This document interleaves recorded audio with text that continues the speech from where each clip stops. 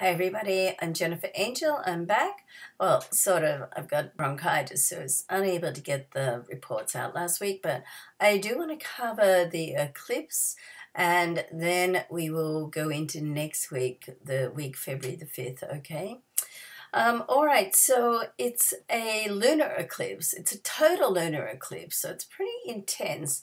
And the lunar eclipse is a full moon, which means the sun and the moon are opposite. The sun is in Leo, so it's a lunar eclipse in Leo, and the sun is in um, Aquarius. Now, Leo is your solar ninth house. So this is very good for, it's like the area of soul purpose. It's an area where you can really get your thoughts together and clarity of what you want to do and how you want to move forward. And during this time, you can close off on things, people, situations that have just not working for you. They're not what you thought they were, and you want to close that door. And once the door is closed, when it's an eclipse, it's closed. It's generally no going back. So, be a little bit careful of what you do. Choose carefully, okay? And sometimes it's taken out of your hands. Anyway, this area is also good for international travel or dealing with international markets. You don't actually have to get on a plane, and dealing with different cultures as well. So it's the area of publishing, law, just to mention a few for quick overviews. So with the eclipse in that area and the sun, as well as Venus and Mercury at the same time moving from your money zone into this same area where the sun and Venus are, is your area of communication and creativity. So it's great to start something new.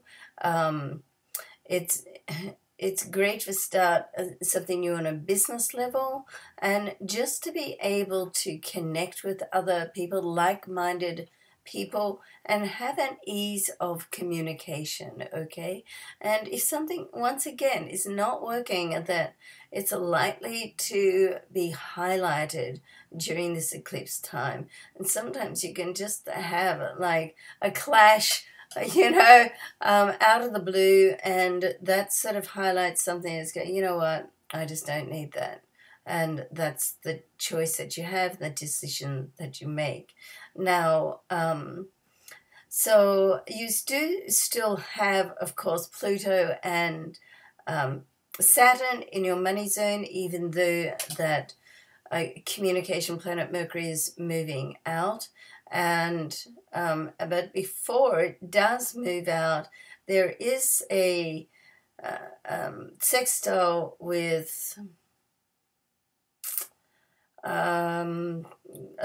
let's see, or we'll go to next week. There is a looks like there is a sextile with Mars, but and that's like around the time after it moves out. Yes, okay, so I'm seeing this now. So there's like opportunity. Mars is like a trigger that gets things going. It's like puts that action before you. So there's communication, opportunity, creativity. It's around business, and it's going to happen. It pushes you forward, and it opens things up. At the same time, the lunar eclipse closes something off, so you can step into a situation in your life that you feel very comfortable with, okay? Now, moving into next week, at the start of the week, we have Venus in a sextile with Uranus. Now, for you, this is going to be, once again, with communication and connection. So there's a lot of just connecting with people. Things can come out of the blue. It could also be with someone. You can reconnect with people that you haven't seen for a while. So that's all very possible and very nice now. And there is, towards the end of the week, a square with Jupiter and the Sun, and you know, even though it's a square, it's with Jupiter, so it's not a heavy duty square, let's say, but it is a message to trust your instincts, okay? And to always be checking with your instincts, okay? So it looks right, how does it feel? Okay, so everything seems logical, but how does it feel? What are your instincts telling you? What are your intuition telling you? So you want to sort of make sure that that the logical and the intuitive are both saying the same thing. Otherwise, there's an imbalance. And then right at the end of this week, over the following weekend, excuse me, the week of February the 5th, so we're looking at the weekend of the 10th and the 11th, Venus will move into Pisces. Excuse me. This is the area of your home and family. Venus in Pisces, I like this very much. It's a very soft energy. It sort of brings, you know, if there's anything to be dealt with around the home and family, then it helps it to be dealt with in a nice, amicable, friendly, soft way, okay?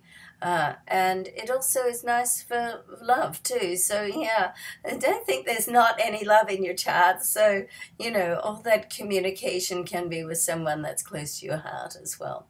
All right, so I hope that something marvelous comes about. That eclipse is at 11 degrees, so if you haven't got your horoscope wheel done, there's lots of sites which will do the wheel for free.